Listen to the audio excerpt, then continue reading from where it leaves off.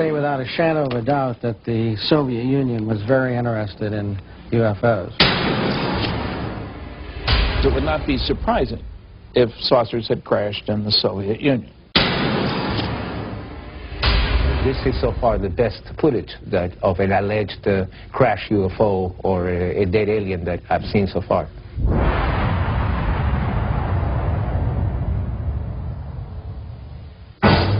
Fact 1. For over 5 decades, Western governments have been collecting information on UFOs in strict secrecy. Fact 2. So did their counterparts behind the Iron Curtain. Fact 3. Now that the Cold War is over, the truth is finally out. The notion that life from another world may have visited our own is an intriguing one. Many say that it is true, and that documentation exists to prove it, but that proof has been kept hidden from the public for over 50 years. With the end of the Cold War has come some intriguing, if not surprising, revelations. Western governments apparently have not been the only ones gathering information on UFOs in brutal secrecy. Hello, I'm Roger Moore. Join us now as we embark on an amazing journey of discovery, of international intrigue and possible interplanetary visitation. Join us as we search for the secret of the century.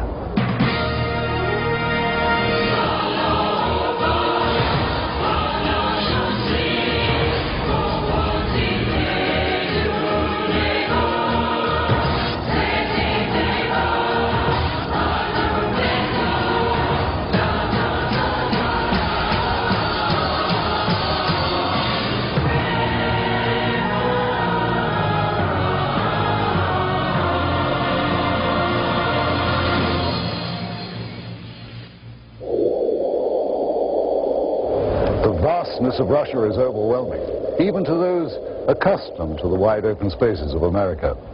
Huge tracts of eastern Russia are still uninhabited, and it was in just such a region, remote and far from civilization, that something profound happened nearly a century ago. In the desolate Tunguska region of central Siberia in 1908, something fell from the sky and exploded on the side of a hill. This event triggered an enduring mystery that scientists are still unable to adequately explain. There have been other well-known cases of UFO phenomena, but it was the Roswell incident that changed the way that government officials thought about UFOs. Researcher Paul Stonehill has done extensive work chronicling UFO sightings in the former Soviet Union. I would say that the most serious research was given the impetus by Stalin in the 1940s when he found out about Roswell. It was then that the KGB and the military separately had initiated studies of UFOs. The KGB, as far as we know, had never ceased studying them. This Soviet Air Force footage was obtained by a group of Russian ufologists. It was declassified by the USSR's Ministry of Defense just before Boris Yeltsin took power. What we're looking at is a view from the cockpit camera of a MiG-23 Flogger, scrambled to intercept 2 unknown targets. What we see now is an apparent merging of the 2 targets. Here is the same shot slowed down.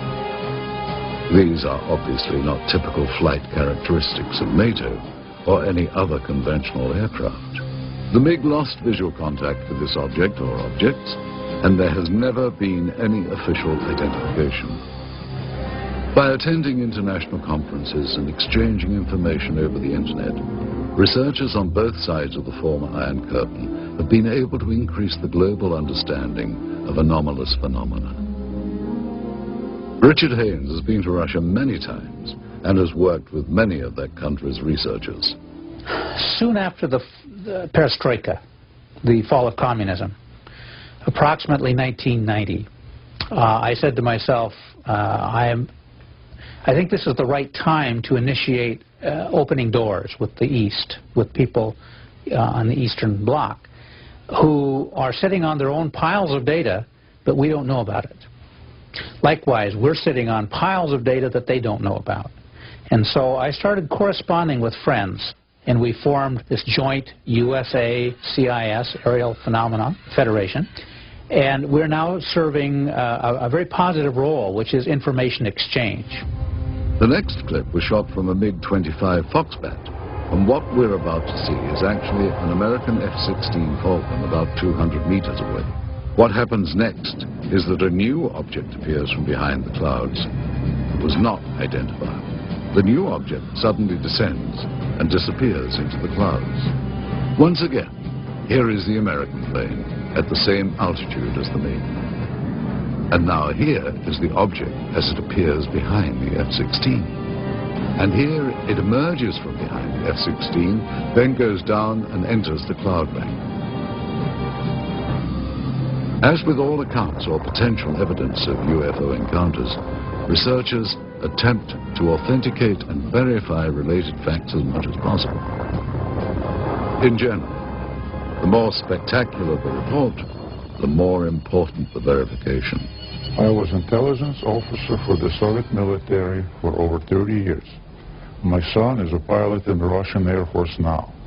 I can say for certain that there were numerous occasions where Air Force and Navy fighter planes intercepted what we thought were NATO aircraft, only to find that they were not airplanes as we know them, and not belonging to any nation on Earth. It's no secret we would send planes into their airspace. They would fly into our airspace. It's like a game, like a test, constantly trying to test the response of the other side. Only sometimes someone would get shot at. In this case, neither the Soviets nor the Americans seem to have any clue as to what this third object is. I'm telling you, even when you blow it up, it's impossible to identify. It appears to be about 4 or 5 meters across, moves with characteristics unlike any conventional plane. Now, in this final piece of footage, we will once again be looking at a cockpit camera view, this time from a MiG-21. The camera plane and 3 others were scrambled to intercept an unknown craft flying at very high speed, which is visible here as a large, cylindrical-shaped object. And as the Russian planes close in, the UFO suddenly picks up speed and disappears. Here it is once again. You'll notice the cylinder seems to be traveling at about the same speed as the MiGs until about here. And then it seems to increase its speed, which, according to pilots, must have reached at least Mach 3 in about 10 seconds. A lot of this footage was declassified after the Soviet military failed to identify the object seen here. This one shows an interception attempt by MiG pilots. There were many cylindrical object interceptions that were reported and investigated. We were interested in the high-speed potential of these objects. The size of this one is estimated to be about twice the size of a MiG-21. With technology available to us and the Americans, it should not be able to move as fast as it does. Hey, this footage is still interesting because I don't think the Russians had any idea what they were dealing with here. Their fighters were at least as good as ours, and yet here is something that is completely beyond their capability to intercept. The acceleration rate of this thing is impossible for any aircraft that we know of. There was one tragic incident I know of occurring in the early 1970s, in which MiG-21s tried to shoot down an unknown craft flying over Western Russian airspace, which failed to respond to Soviet pilots. The pilots used standard intercept procedure to expel foreign planes out of Soviet airspace. When the craft did not respond, the pilots were ordered to lock on missiles. At that point, both jets were destroyed by some weapon not known to Soviet military. Both pilots perished. There was an effort within the Air Force to make it look as if the fighter planes collided, but investigators I knew personally at the time said it was not collision. They were shut down. The NSA intercepted a radio transmission that we were copied on. Apparently the Russians lost a couple of MiG-21s or 23s. They were trying to intercept something unidentified. All I know is it wasn't one of ours. You know, our department received a number of stories like this involving the Soviet military and UFOs. One of the most intriguing stories we came across was first told in the new book, UFOs in the USSR, by Russian author Veniamin Grigorievich Vereshchagin. He recounts the crash of an extraterrestrial craft and subsequent recovery by Soviet officials in the late 60s. Существует свидетельство тому, что осенью 1968 года there is evidence to the fact that in the fall of 1968, there were reportedly a lot of UFO sightings in the area of Sverdlovsk, currently known as Ekaterinburg. 27 ноября многие жители поселка Березовский Свердловской области On November 27, many residents of Berezovsky Sverdlovsk area observed several fireballs moving across the sky. Вдруг один шар стал падать. One of the balls began going rapidly down, and after that there was a loud sound of an explosion. Через несколько дней после этого происшествия in a few days, the Sverdlovsk paper published an article в которой говорилось о том, что взрыв, услышанный многими, which said that the explosion had taken place on a territory of a grain storage unit due to the carelessness of some workers. But the article also mentioned that the residents of this area had witnessed similar lights before that day. This is a copy of the Sverdlovsk newspaper from November the 29th, 1968. An article on the front page entitled Berezovsky Dreams, or What Was That?, gives the state-sanctioned account of what could have been the actual crash. Translated, the Russian copy reads, 5 glowing balls of light appeared over the horizon and started to move in the direction of the city. 4 of the objects moved in opposite directions, while the 5th began to rapidly lose altitude and soon completely disappeared behind the forest terrain. Several seconds after its disappearance, there was a deafening explosion. And in typical Soviet fashion, the paper cites the official statement. The blast had taken place at the grain storage unit number 27. The explosion was caused by one of the employees who had violated a safety code, resulting in a charge of negligence. He was sentenced to restitution of the material losses suffered by the state. What helps make the account in Vereshchagin's book so compelling is the existence of several reels of film which seem to back up the story.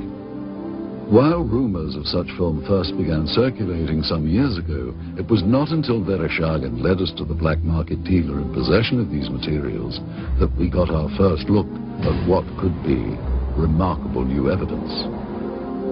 If this film indeed corresponds with Vereshchagin's story, what we are looking at is the scene of the crash site in Berezovsky as viewed by a camera on top of a military truck.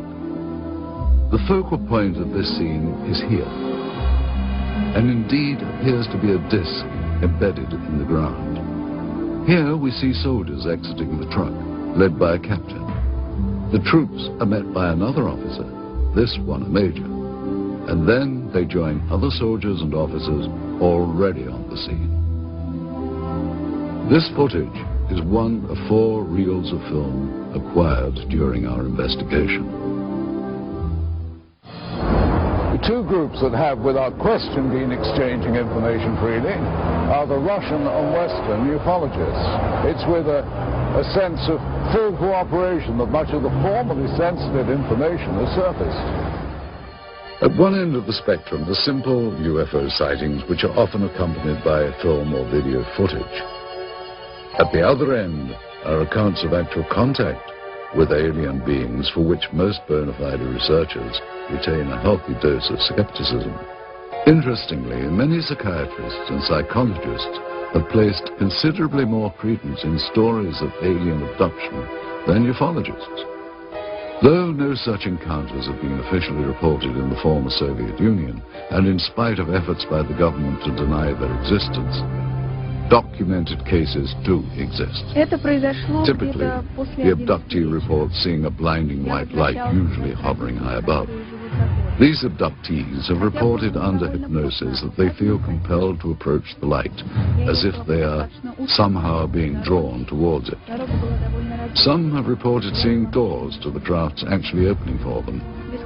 As with their reaction to the light, they feel compelled to walk through. Most abductees have not been able to describe the interiors of these crafts, other than recalling swirling mist and bright lights. Most reported alien abductions include harrowing accounts of medical experiments. Subjects describe an examination room of some kind.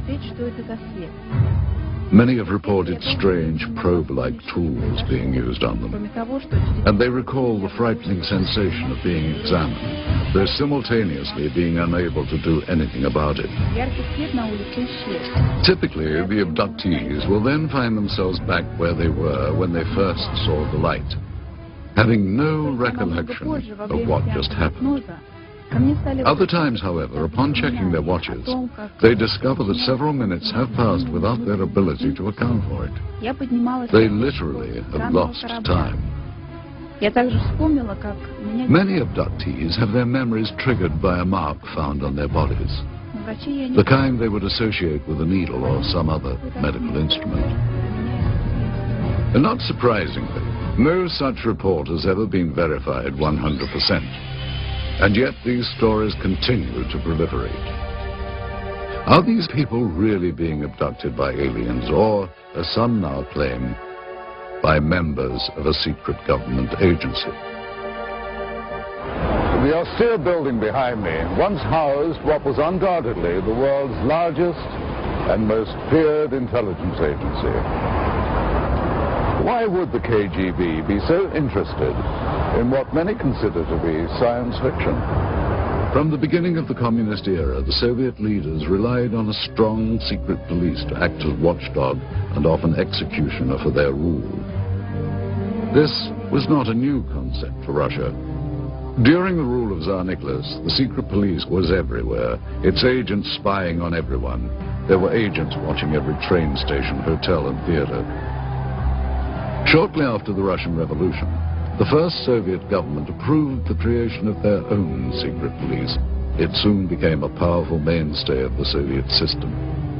To ensure the continuation of communist rule, the main domestic role of the secret police became to seek out counter-revolutionary views and ensure that those holding them were dealt with. After the death of Stalin in 1953, the secret police became known as the Committee for State Security, or KGB. As the Cold War heightened under Khrushchev, this was also the era that boasted the growth of the KGB's image as an international spy agency. Foreign espionage was at its height. According to Western authorities, the KGB managed to infiltrate every major Western intelligence service. During the height of its existence, the KGB was the largest secret police and espionage force in the history of the planet, with more than 300,000 agents. Its body consisted of 17 separate units charged with such concerns as counterintelligence, foreign espionage, and internal security. The division known as the Scientific and Technical Directorate was the unit responsible for the acquisition of top-secret technological information and materials, including those not originating on Earth. The government body that had the most interest in anomalous activity was very possibly the Soviet military. Did high-ranking officers of the Russian armed forces really believe they could gain a military advantage from UFOs? Though there has been much speculation on the exact nature of the Roswell incident and reports of actual alien beings, conclusive evidence of such encounters has proved elusive. In 1997, the U.S. Air Force issued a follow-up to its earlier Roswell report, which they subtitled Case Closed. They tried to account for the stories of aliens by suggesting these were simply crash test dummies misidentified. So it was with a sense of both excitement and that we examined the footage recently recovered in Russia. This reel contains images of what appears to be a scientific or medical examination of organic body parts. The individuals seen here appear to be forensic pathologists or biological research scientists. Speaking in Russian, they are seen inspecting the specimen, the leader of the procedure describing his actions and the measurements they are taking. After several minutes of this, there is a change in camera angles.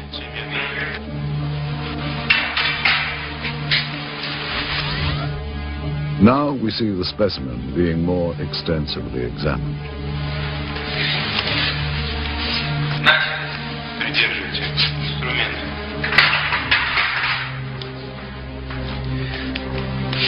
Ткани разрезаются тяжело, кругом кусачки. Придерживайте. Ребра пытаюсь перекусить. Так, нож. Tools are used to cut open what the leader constantly refers to as tissue. Что-то белое попадает. Очень эрудитные ткани. Давайте попробуем другим. Придерживайся.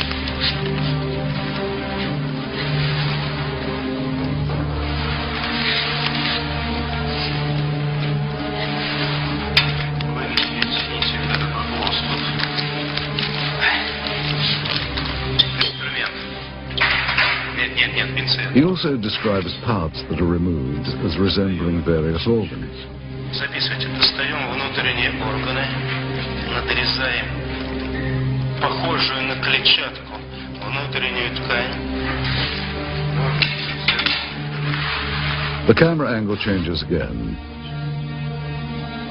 And finally the scientists are seen posing for the camera, holding up various samples of the dissection. If this footage is authentic, it represents one of the greatest scientific discoveries of all time. One must wonder where this film was shot and what happened to the specimen seen. If this is footage of a genuine scientific examination, what happened to the results? What did the Soviets learn, and what have they done with that knowledge? Did agents of the KGB have reason to keep this secret for so many years? Certainly there are more questions here than answers. Russia has had countless UFO sightings. Some have been explained, some have yet to be explained.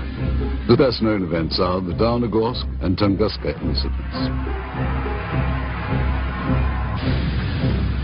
Many UFO researchers feel that the most important Russian incident in terms of known crash recovered materials is the Downogorsk occurrence.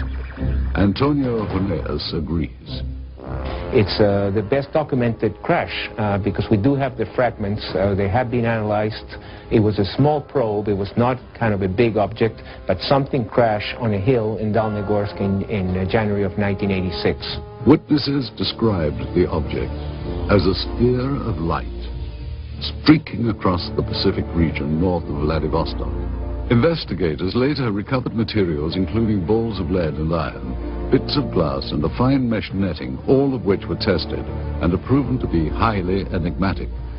The head of the research team concluded that the Downogorsk object was most likely an artificial space probe of non-terrestrial origin. Russia's best-known event, the Tunguska sighting, is sometimes referred to as the Russian Roswell. In the early hours of June the 30th, 1908, peasants of the Tunguska River area in central Siberia watched in disbelief as a glowing round object with a fiery tail streaked across the morning sky. The object crashed in a remote region of pine forest, exploding in a brilliant ball of flame. Residual firestorms lasted for weeks and destroyed an additional 10,000 kilometers surrounding the crash point.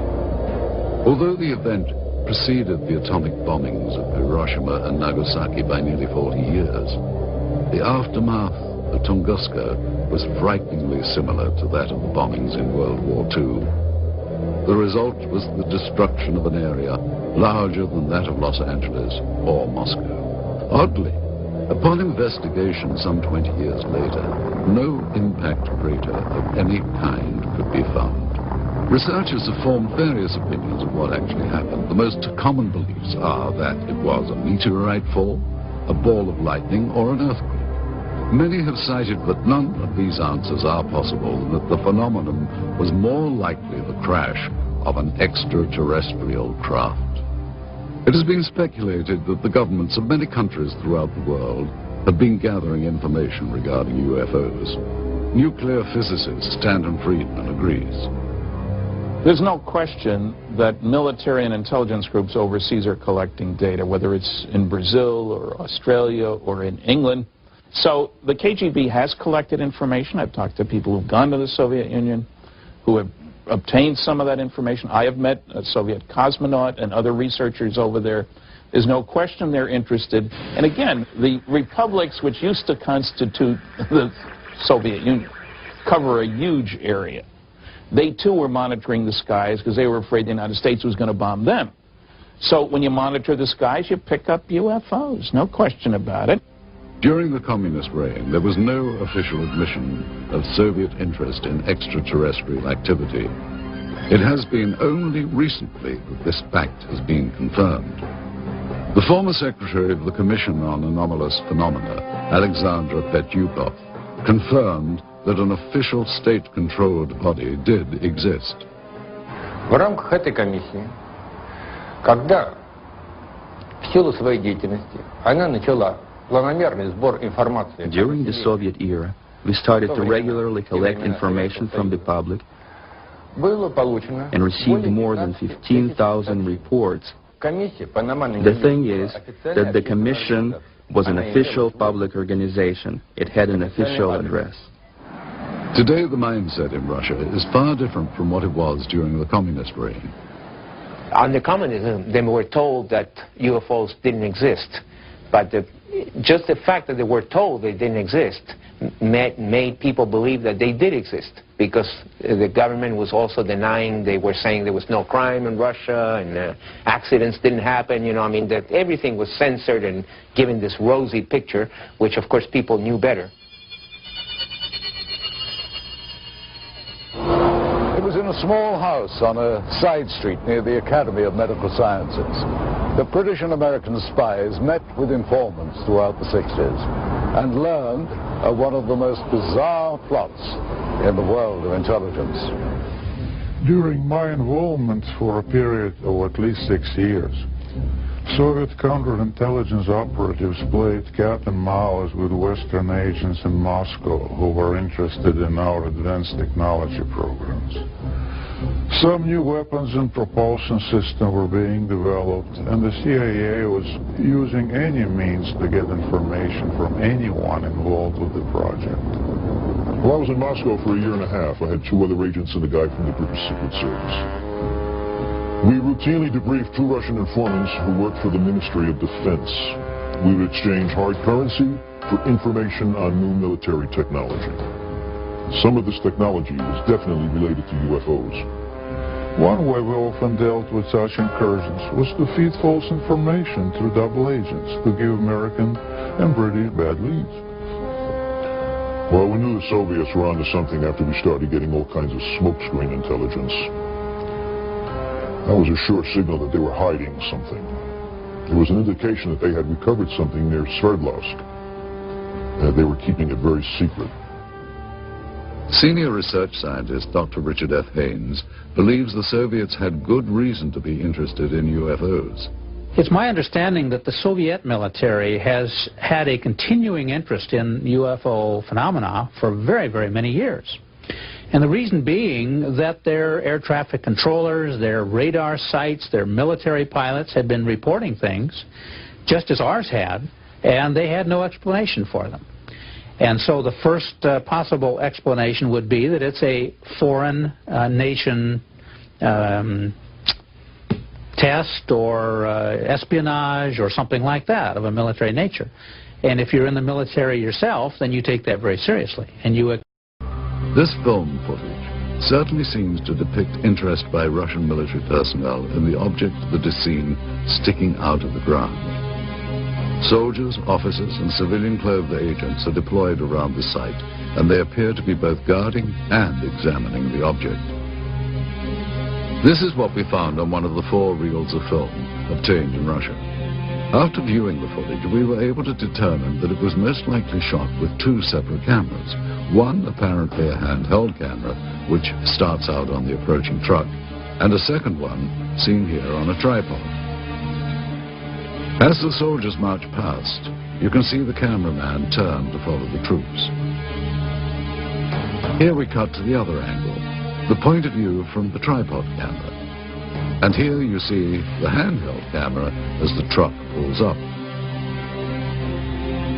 Both cameras change vantage points several times during the film, as if to get better views, or perhaps under orders of a superior.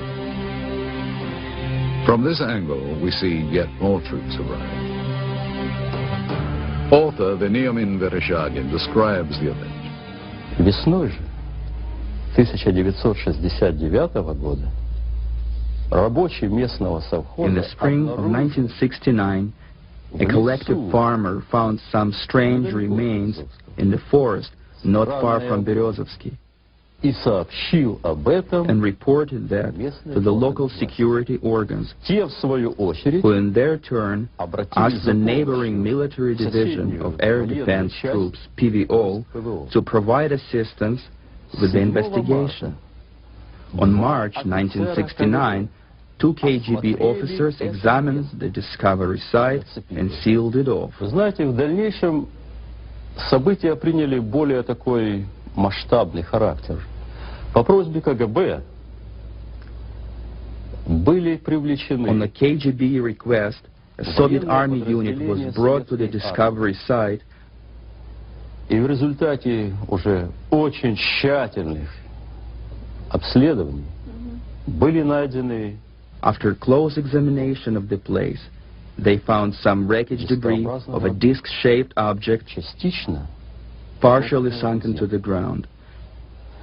Поначалу органы безопасности предполагали... At first, the KGB thought that the debris американскому разведывательному самолету или... came from an American spy plane or a Soviet spaceship.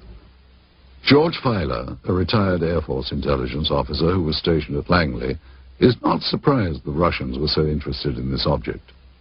We found that the Soviets would pay to get information on UFOs as opposed to, we'll say, an F-111 aircraft, that they were, in a way, more interested in UFOs than some of our latest aircraft. And here you see the man who is probably the head KGB agent directing the cameraman to point his camera toward the disc. A total of almost 1,200 feet of negative were recovered just on this crash site. It is possible that more film was shot, but this is all that we were able to obtain. None of this film depicts the removal of the disc itself, and at no point do we see inside the object. From this angle, we do see the handheld camera shooting behind or inside the disc. However, that footage, if it was, in fact, ever shot, was not included in the cans of film we acquired. We can only speculate that it may still be at large. We must also speculate on how the object ended up here. Based on information from Vereshchagin's book and what we can see in this footage, we have created this computer-animated version of how researchers believe the crash may have occurred. The questions then become, where did this object come from and how did it come to crash here? And more importantly, what has happened to it since? With the change to a market economy here, many items never before available to Russians are finding their way to store shelves. Some point to this as evidence of a new prosperity.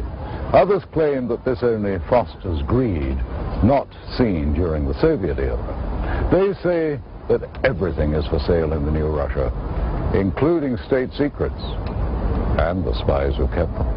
And I'm sure that this happened because I remember in 1991, 1992, there has been a lot of talk about the KGB files. It's quite possible that the files, some of the files, had been sold to the highest bidder. What is now modern-day Russia was once the core republic of the Soviet Union. Prior to its breakup in 1992, the USSR was the world's largest country, stretching from Eastern Europe into Asia. In addition, the USSR had direct control over the Eastern European countries of Romania, Bulgaria, Hungary, Czechoslovakia, Poland, and East Germany. The boundary of these countries was for years referred to as the Iron Curtain. For decades, its military power influenced events throughout the globe. The single most important event in Russian history was the Revolution of 1917. The Bolsheviks changed the country from a monarchy to the world's first communist state. In the late 1920s, Joseph Stalin transformed the country even more by regimenting every aspect of daily life, and still managed to brutally stomp out his opposition. While the USSR was allied with the West during World War II, the years after the war ushered in an era of mistrust that came to be known as the Cold War. This new relationship chilled ever further in August of 1949, when the Soviets exploded their first atomic weapon. The Western powers, including the United States, viewed the USSR as the world's greatest threat. In its ongoing competition with the West, Russia's greatest victory occurred in 1957 under the leadership of Nikita Khrushchev. It was the beginning of the space age. As the first nation into space, it's not surprising that in the years to follow, the Soviets would become increasingly curious about extraterrestrial life existing in our galaxy. Despite their early victory in the space race, back at home, the standard of living in the country's lagging economy weighed heavy on the minds of the Soviet citizens. Under Soviet President Mikhail Gorbachev in the 1980s, the terms glasnost and perestroika came to represent a period of humanist reform. The first truly democratic elections in Russia's history occurred in 1991. After 70 years of Soviet rule, the USSR was dissolved. A new market economy has emerged along with more freedom for the people. While there are some who yearn for the return to communism, most citizens feel that the new Russian democracy has been a vast improvement to their daily lives. But with these positive changes come problems. In a recent news survey in Russia, citizens were asked the question, who controls Russia today? An astounding 23% responded the mafia. Renowned Russian writer and Nobel laureate Alexander Solzhenitsyn wrote, Russia's economic chaos is the result of merely criminal reforms that have created a new class of mafia capitalists. The word mafia refers to the new system of organized crime in Russia involving countless government officials, businessmen, and organizations controlled by criminal groups. Resistance to extortion attempts has resulted in violence.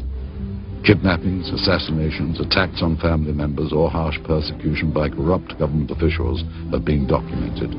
Dozens of bankers were kidnapped and assassinated by the mafia in the first few years of Russia's independence, when organized crime was taking control over the country's financial system.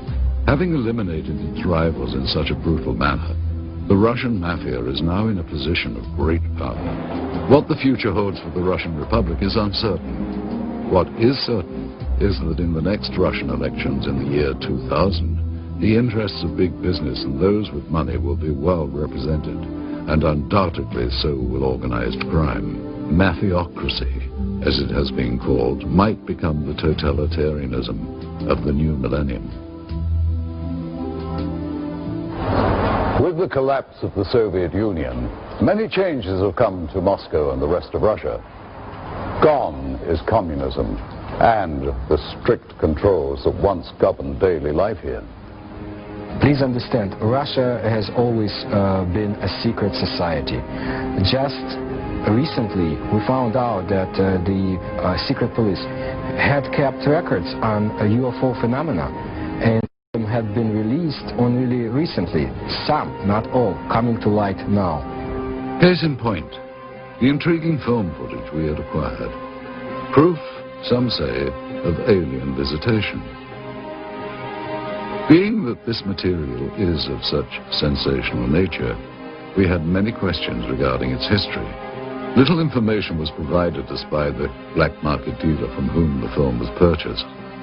It is likely that such materials were kept stored in a holding facility, a vault located beneath KGB headquarters perhaps, reserved only for those with the highest level of security clearance.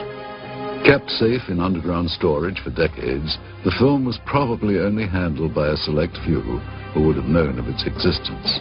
After the collapse of the Soviet system, there was a transitional period marked by confusion.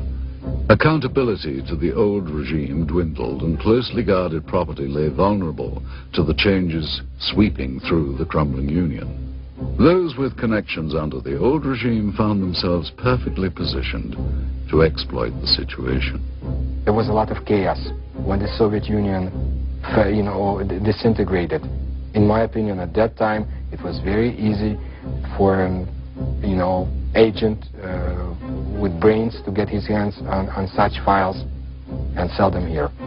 So it would be conceivable that documentation might be obtainable through similar sources to provide authentication of the film. Though most leads proved to be ultimately unproductive, we found that with perseverance, money, and a bit of luck, it is possible to acquire classified Soviet documents.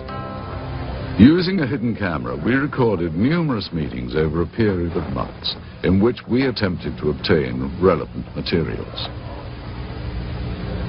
This transaction between one of our Moscow contacts, an interpreter, and a local black market dealer proved to be one of the more successful ventures. The location of this meeting is a textile factory in the Sokolniki district of Moscow. This office is that of the Russian entrepreneur who owns the plant and is used for both legitimate and illegal business. After introductions and some initial small talk, the American buyer asks the interpreter if the documents are on the premises. Are the documents here from the accident you had?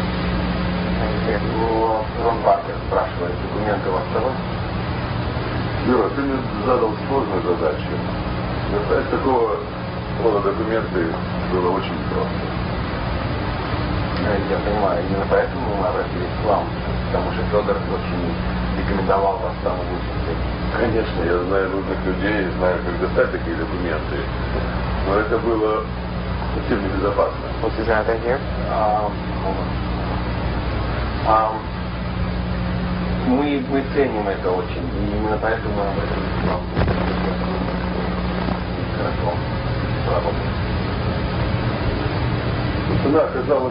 The businessman tells him that he has had difficulty in obtaining the documents and the price has gone up. He is told that it is impossible to come up with any additional money.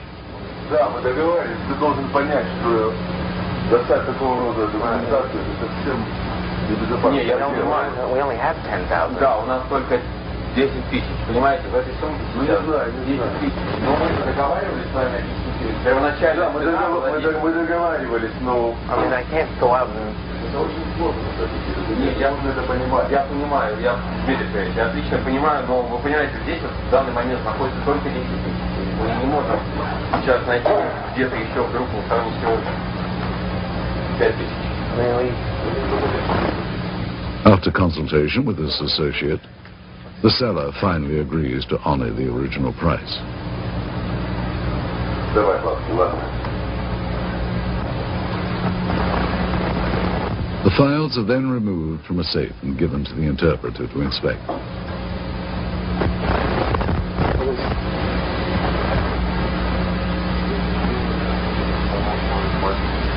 This is KGB? Yes, this is KGB. This is some report about accident in Sedlock.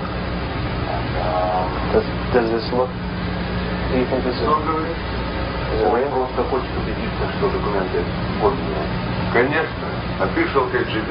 After inspection of the documents and a cursory verification of their authenticity, the transaction is completed. Okay, well,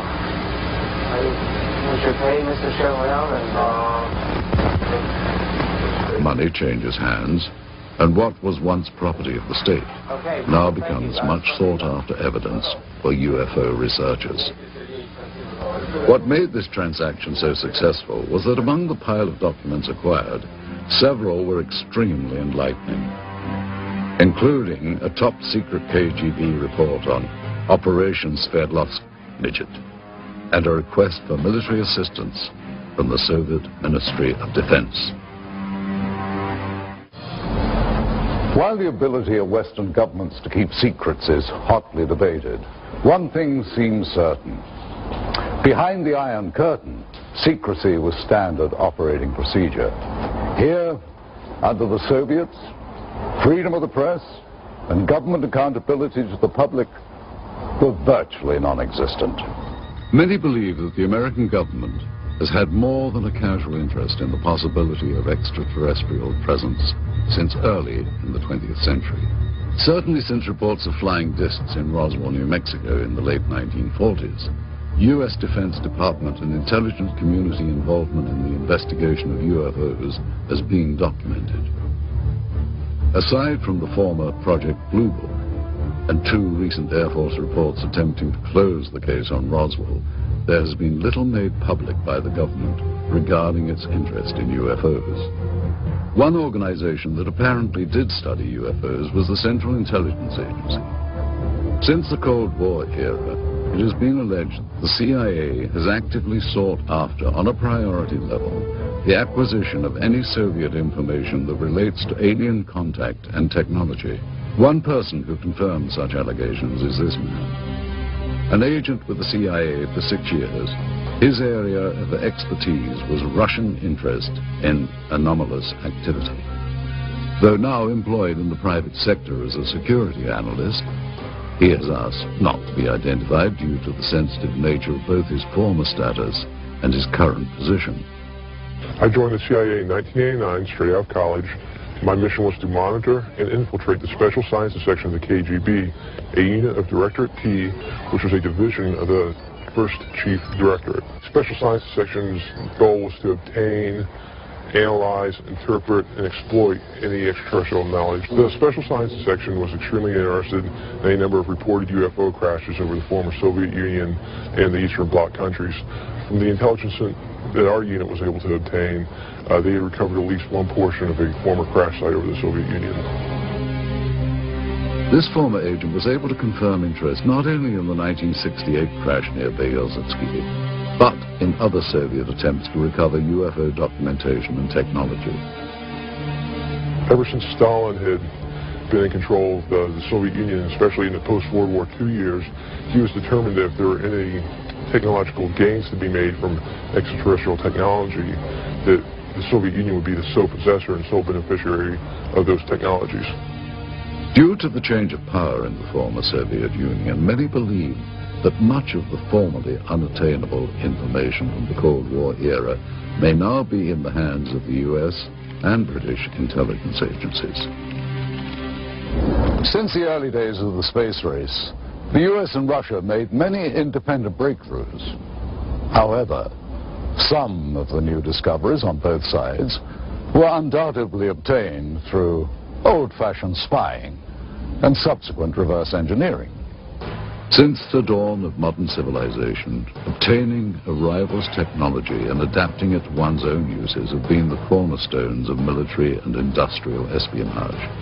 This practice of dismantling another's hardware, discovering its secrets, and adapting it has become known as reverse engineering. Since the infamous Roswell incident in 1947, it has been purported that the source of much modern U.S. military technology has been not from this earth.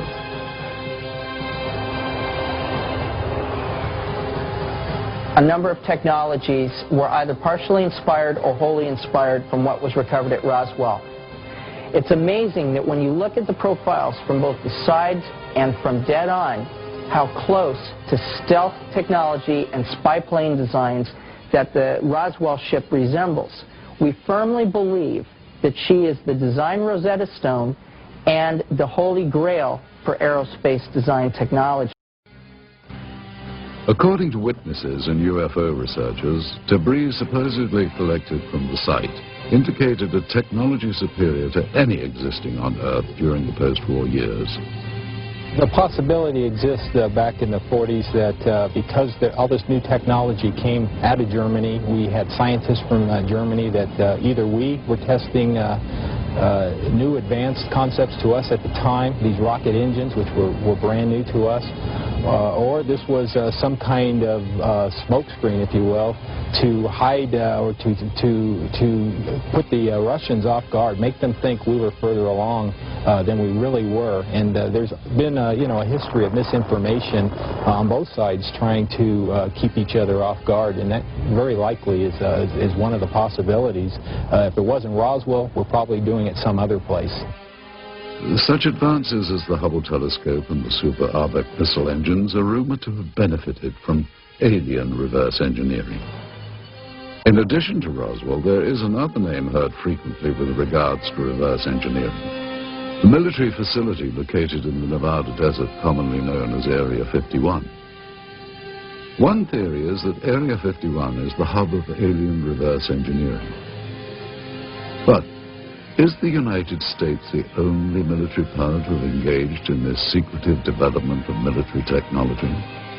Or did Soviet military and intelligence organization reverse engineer technology from alien spacecraft that may have been recovered in Russia? Do the Russians have their own version of Area 51, located somewhere in the uninhabited parts of their vast country?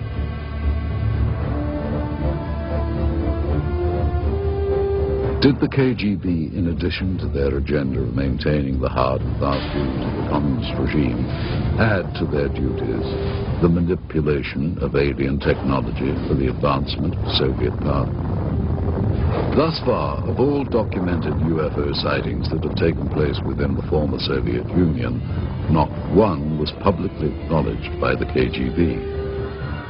While reverse engineering remains a common practice throughout the world, not only in the military, but industry as well, the question as to whether or not it has ever been used to obtain alien technology remains unanswered. If the Russians had in fact recovered an extraterrestrial vehicle, as they seem to be doing in this footage, they no doubt would have wanted to benefit from its technology. We invited ufologist Stanton Friedman to view the recovered footage and to give us his input. It would not be surprising if saucers had crashed in the Soviet Union. And if somebody had monitored this on radar or from whenever. Satellites, we had satellites, they had satellites at that time.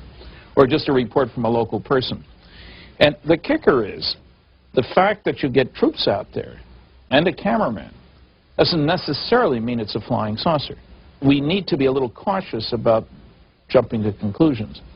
Now, I think that film is worth a detailed investigation. Those things cost a lot of money, actually, to go over it. You have different specialists looking at, are the uniforms correct for the time frame? Is the film actually made in the Soviet Union? We asked Russian film expert Sergei Goncharov to examine the film for its authenticity. He first explained the background of the film cans. And this is the name of the factory that manufactures the motion picture film in the city of Pereslavl.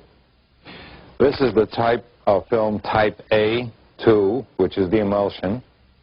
After Sergei examined the cans, he felt that they were authentic and consistent with the area and time period from which they had allegedly come. Now that we've looked at the cans, the next thing to do was to actually find out if the film itself had any markings on it. Okay, in the very beginning of the film, we have this word, which in Russian says начало, or the beginning, or the start. Now, the next bit of information are these two items, M-A-R-T, Mart, which is the month of March, 1969, letter G for year. So the year of 1969, the month of March. Okay, then we have the two bits of information which says plyonka number 267. Plyonka in Russian means emulsion or film, could denote the reel, the roll, or batch, and this, of course, is the number. The next thing we see is this bit of information. Совершенно секретно, top secret archive of the KGB logo and the word archive of the KGB. Finally, Sergei Goncharov compared the markings on the film itself to what was printed on the cans. As you notice right here on the edge of the negative, we have the word безопасная пленка, meaning safety film, and type A2 or type A2, which is exactly the information that you have on a can. Next, we showed the film to Russian researcher Paul Stonehill. The colors of the film, the quality, soldier uniforms. Somebody would have to go into special, to make a special effort to make a film that feels like something that was made in 1960s. I've seen a lot of films made in the 1960s, and this film here is almost of the same quality. It's not a 1980s or 1990s film. The KGB officer that had been looking and touching things looks quite genuine. To me, my gut feeling is this is not something that they have made intentionally to fool people. UFO researcher Antonio Huneeus offered us his views on the film. I would say that visually it's very impressive. The first thing that struck me was the good quality, a very, very, very clear footage. You see, of course, it wouldn't be possible to duplicate, you know, as a hoax. You would have to hire some actors and so on. But it was quite well done. Of course, it could even be some kind of disinformation too, that the KGB was quite notorious about doing disinformation. For what purpose, I don't know, but they might have done some kind of training film or something to... Of course, if it was disinformation aimed against the Americans or something, we never heard of it, so that's also dubious. Finally, while Mr. Huneeus felt that the film required more investigation, he was impressed and intrigued by it. Well, I would say that if this is real, and I do not have the elements to make that judgment, this is so far the best footage of an alleged crash UFO or a dead alien that I've seen so far. To appreciate the difference in attitude here with respect to such unconventional science as the study of UFOs, it is important to understand some of the cultural contrast between Russia and the West. For hundreds of years, Russian culture has been steeped in religion, mysticism, and superstition. In the times of the Tsars, it was not uncommon for there to be an official court mystic, the most famous of these being the priestly soothsayer Grigory Rasputin during the reign of Tsar Nicholas. Even though religious expression was suppressed, it is now making a resurgence, and the many places of worship in Russia are once again housing congregations and becoming a big part of daily life. Russians seem to have an open-minded attitude towards the paranormal and such unconventional sciences as the study of UFOs. During the Soviet era, some of those voicing their beliefs in extraterrestrials were subjected to criticism and censure by Soviet officials. Russian author Yuri Alexandrovich Fomin claims that he has had such experiences. I was summoned to the regional party committee and asked to deliver a lecture on UFOs for the employees of various scientific research institutions. I agreed. After that lecture, the head of the regional party committee suggested that everyone present should take a stand and subject my lecture to criticism. But that didn't happen. All the people who listened to my lecture would say, "This is sort of interesting. This needs to be studied and examined." And then the head of the party committee said, "You're here to express your agreement with the official reaction to this kind of lectures. And you instead are trying to make sense out of the facts."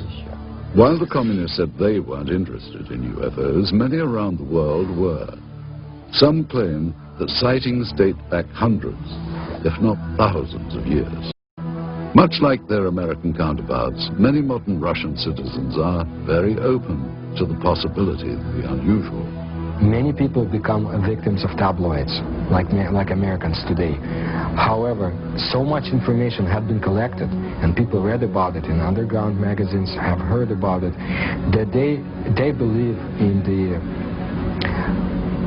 extraterrestrial explanation of UFOs, not so much time travel, but as the extraterrestrial.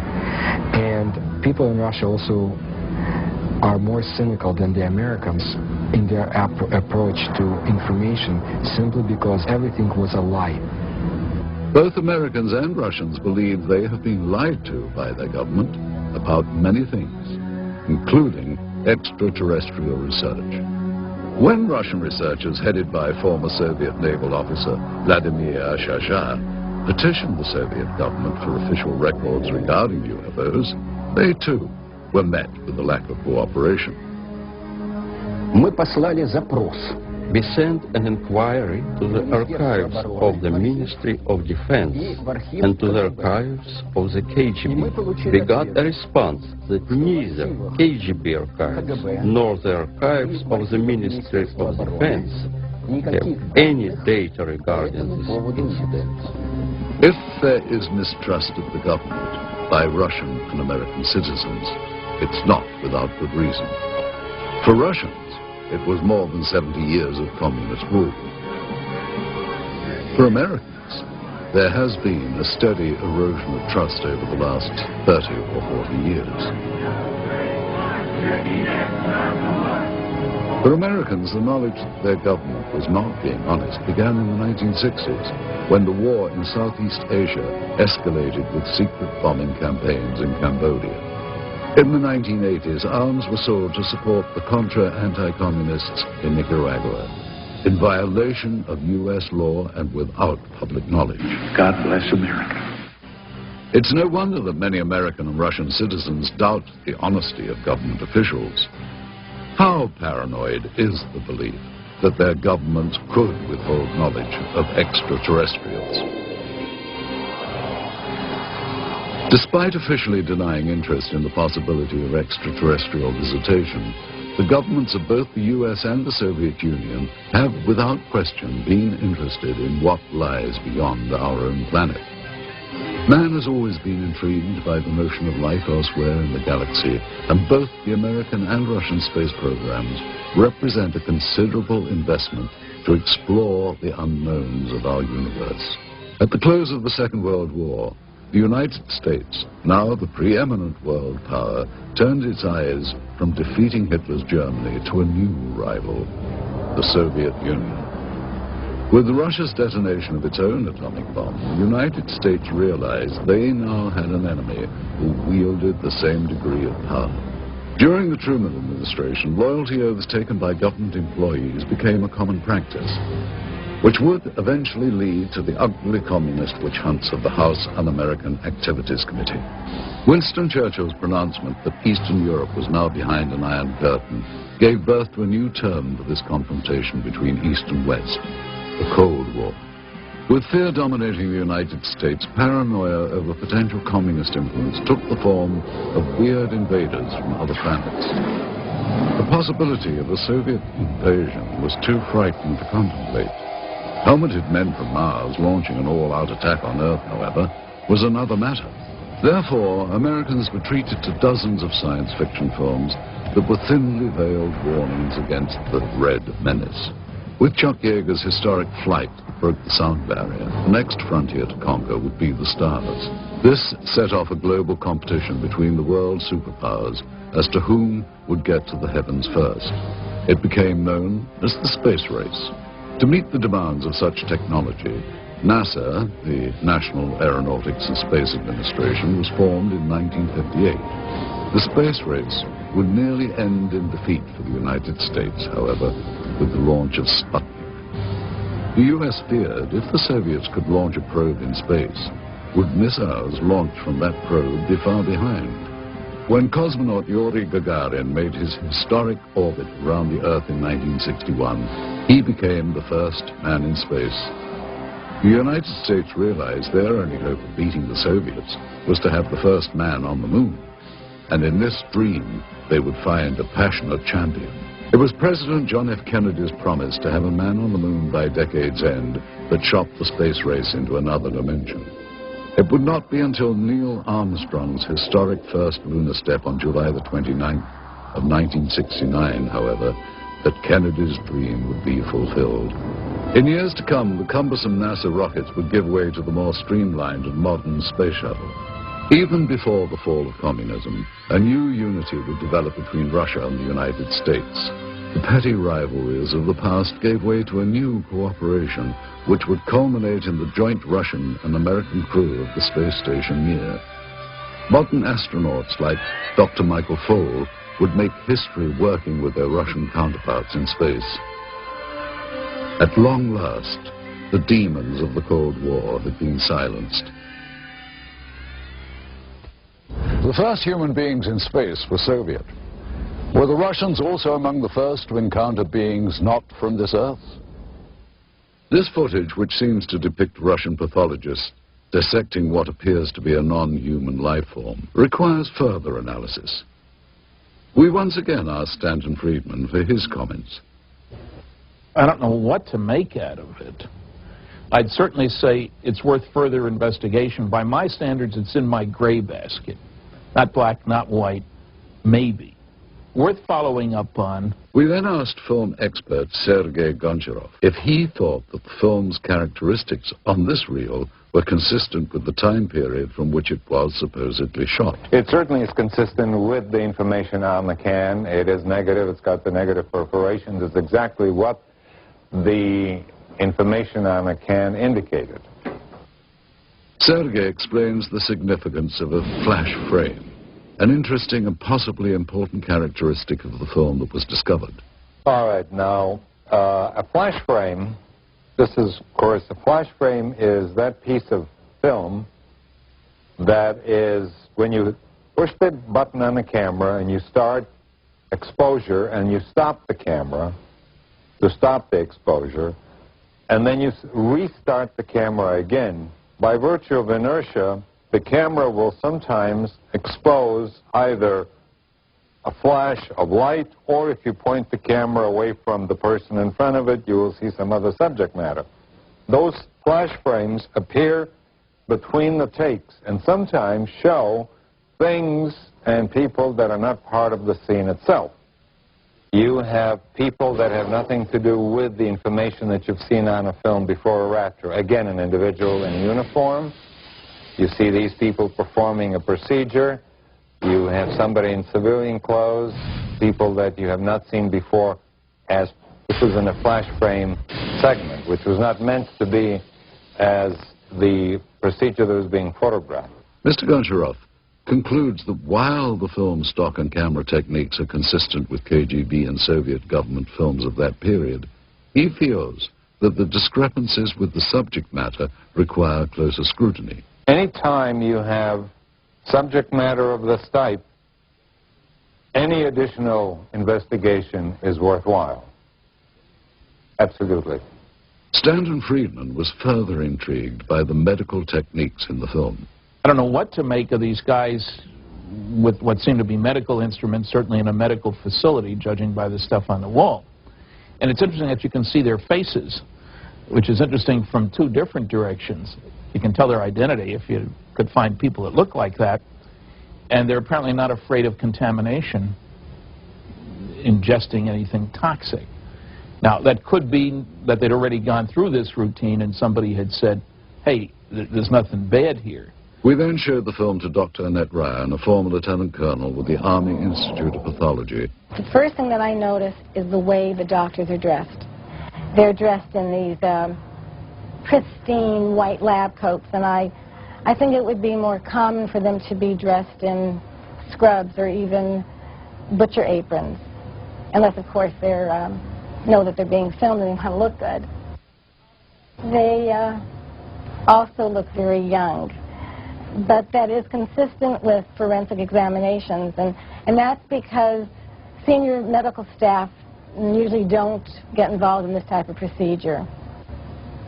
I also noticed that they're wearing rubber gloves, but they're not wearing any other protective gear. They're not wearing goggles, they're not wearing masks, they're certainly not wearing any biohazard suits.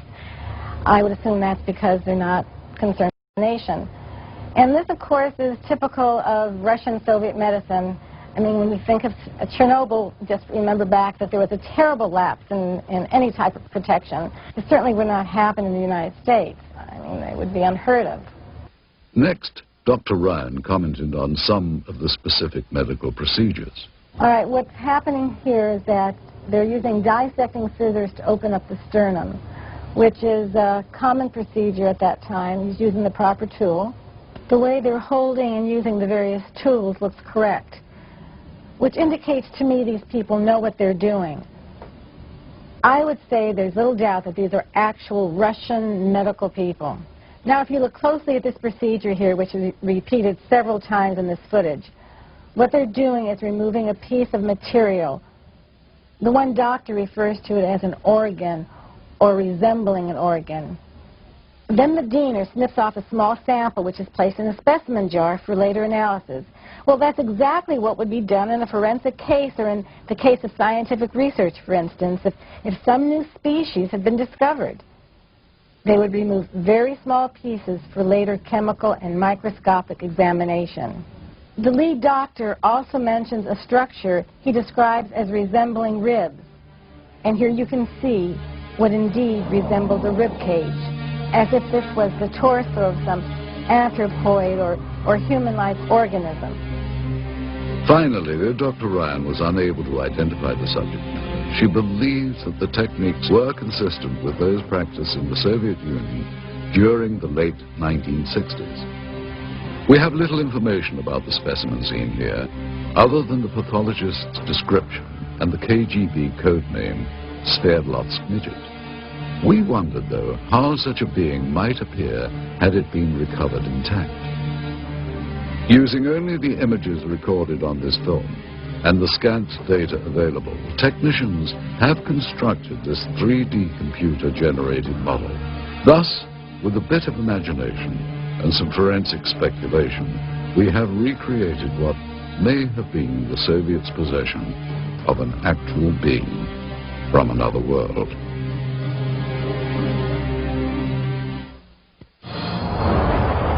Information leaked from intelligence sources in the West indicated a belief that the Soviets were actually attempting to reverse engineer something not manufactured on this Earth. Whether we'll ever know the full truth about the supposed UFO crash in Berezovsky, one thing seems certain. If agents of the KGB or any other branch of the Soviet government did recover parts of a craft made by alien beings, they would have been extremely interested in examining all the materials very closely.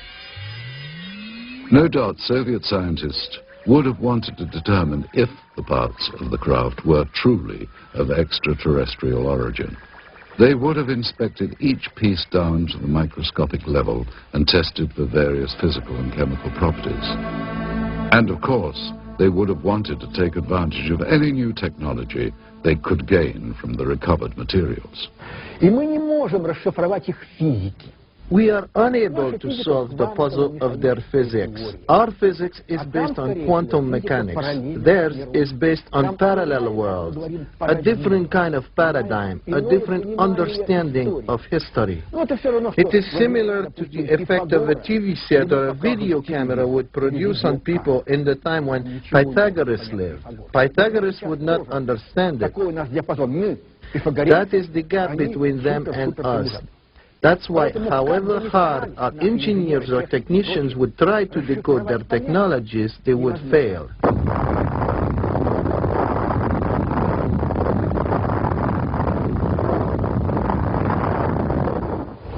Back in the West, not only did the military consider UFOs a serious subject, but the Soviets' interest in them as well. It seems that, in the beginning anyway, both sides thought that flying saucers were an invention of the other. And that fueled a decades-long campaign of espionage and counter-espionage. Many believe that U.S. intelligence agencies such as the CIA, NSA, and the military have not been completely forthcoming with information regarding extraterrestrials. The same is apparently true of the KGB. Some claim that the KGB, as well as the U.S. government, may have been using the UFO phenomenon as a smokescreen to cover other top-secret activity from the very beginning. Former NASA scientist Dr. Richard Haynes concurs. Well, all I can say is that there are verified documents from Stalin's time that showed he had an intense interest in Roswell, what was going on in Roswell, New Mexico in about mid-40s.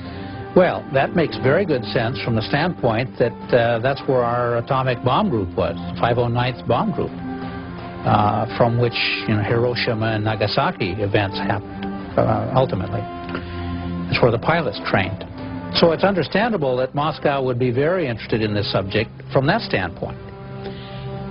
If UFOs are a cover, they have been used very effectively by both sides. So it's to the convenience of the Russian government, Soviet government, to continue the charade. It can be considered a form of disinformation. There is an alternate theory regarding UFO disinformation. Many researchers believe that the government may be intentionally drawing attention to the less credible, self-proclaimed ufologists as a means of lowering the perceived credibility of all UFO research. Alien abductees and conspiracy theorists are most often the least believable, and at the same time, the most visible. Russian rock and roll singer Natalia Medvedeva claims to have known several people that have had contact with aliens. One guy died, another got paralyzed, the third one became a heroin addict and could not overcome it. Sergei Borisovich Proskuryakov is a Russian researcher who has studied anomalous phenomenon and pyramidal constructions. His beliefs may also seem unconventional. When I lived in Minsk, a KGB officer came to see me. He filmed all the documents I had. I couldn't escape anywhere. I believe they ended up in the KGB archives. I have information that my researchers of interest not as much for KGB or CIA as for presidential structures in the USA. Are individuals like these truly informed? Or, as some believe, convenient foils for government agencies with an agenda of suppression? Either way, their outspoken beliefs serve to discourage further investigation and make it much easier to simply write off any UFO account or evidence as nonsense. Most genuine researchers, however, believe it is imperative that all potentially genuine encounters with extraterrestrial intelligence be studied carefully. If something not from this earth had been recovered, it would have been brought to a classified military base high in the Ural Mountains, where super-secret operations are being conducted since the Second World War. This incredible footage depicts members of the Soviet armed forces and what are believed to be 2 KGB agents inspecting and recovering a crashed flying saucer. Russian author Veniamin Vereshchagin has an idea of the final outcome of this operation. Насколько мне известно, обломки аппарата. As far as I know, the debris and their organic parts were taken to Mytishi, где предположительно были сделаны. Where the apparatus was disassembled, analyzed, аппарата, and then back engineered. Неизвестно, что произошло с органическими останками. As for organic parts, но я имею сведения о том, что они были перевезены в дальнейшем. I heard they were taken to Moscow.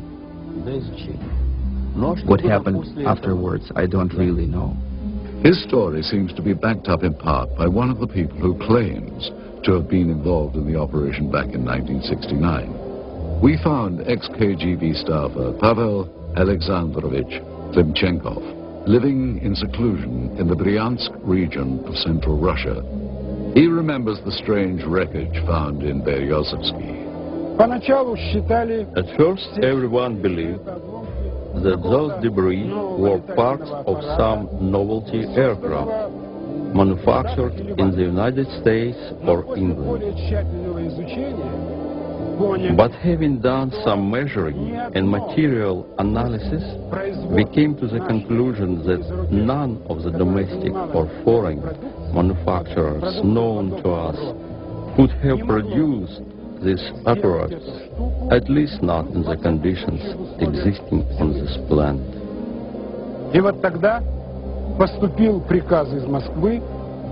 was then that an order came to transport the debris to the base in Mytishi near Moscow.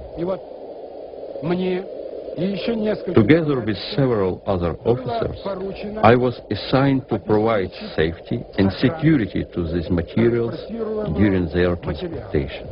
In attempting to verify the authenticity of this evidence, we have had the footage and the film itself examined by several experts.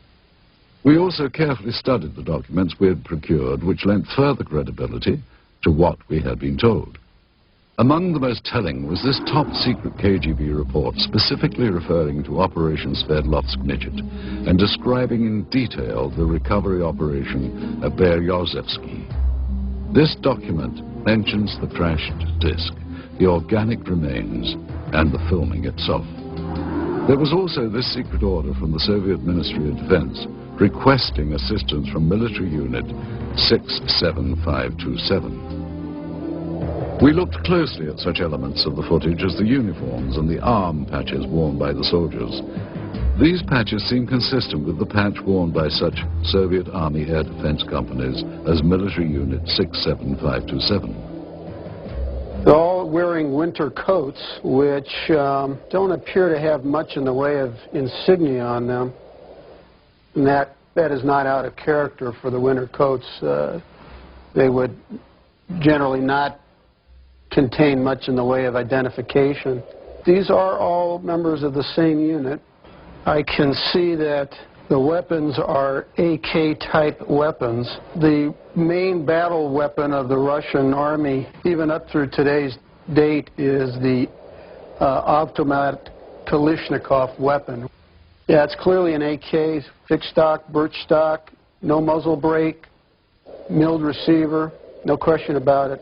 It also seems to be consistent with the muzzles of the weapons that I can see in this film. In addition, we had notes from the scientific examination of the recovered organic specimen, which seemed consistent with the soundtrack of the dissection footage. With so many elements in seeming consistency, Vereshchagin's story becomes even more tantalizing and perplexing at the same time. Is it possible the Russians actually recovered an alien craft and its occupant 3 decades ago? If members of the Soviet Army had knowledge of a supposed UFO crash, then what happened to these individuals? And if they can't be found today, why not? In the course of our investigation, our goal was to follow every lead, to search for every scrap of information regarding the incident so named Operation Sverdlovsk Midget. The tenuous paper trail we have reconstructed using recovered government documents led us eventually to a lab of the former All-Union Scientific Research Institute of Biology. In attempting to obtain records on the individuals depicted in the dissection footage, we turned up these additional documents. 3 death certificates, all dated March the 24th, 1969, within a week after records indicate the examination was performed. Cause of death for all 3, cerebral hemorrhage. Dr. Ryan told us that the odds of this occurring naturally are next to 0. The former state-run institute is now a private teaching center known as the Moscow Medical Institute. That this is the same facility as seen in the film footage becomes obvious with a comparison of such fixtures as the stonework tables and the distinctive tiling on the floors. The difference is that one-time experimental procedures have been replaced by routine anatomy lessons with plenty of hands-on experience.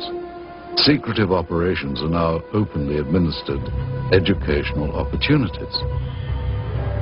But we did find in the basement of the building remnants of this facility's past, reminders of a time when procedures here were not open to the public or subject to public scrutiny. What were the Soviets experimenting on in decades past at the Research Institute of Biology? The answer to that question is still yet to be found. Indeed, many questions about the film footage and the alleged Operation Sverdlovsk Midget remain unanswered. Any extraordinary find, such as the apparent film record of a crashed spacecraft, or of what appears to be scientists examining parts of an alien life form, require further analysis. Yet it seems incredible that so many elements of this story from so many diverse sources appear consistent. The original account as told by researchers and witnesses, the recovered documents, and of course, the film. We have to ask, is this footage genuine? And if so, does it represent an actual case of alien visitation, or, as it has been suggested, was the footage created as part of a Cold War disinformation campaign? One other proposed possibility is that it was simply a military training exercise captured on film. Again, if it is a real UFO crash, where are the remnants? And what happened to the body of the alien being? With all that we have unearthed here, the big question seems to be, what is the significance of what are clearly some very profound discoveries? And will we ever know the full story? We hope you've enjoyed visiting Russia with us, and we hope you've gained some insights on what promises to be a continuing source of intrigue and controversy. Thank you for joining us. I'm Roger Moore in Red Square.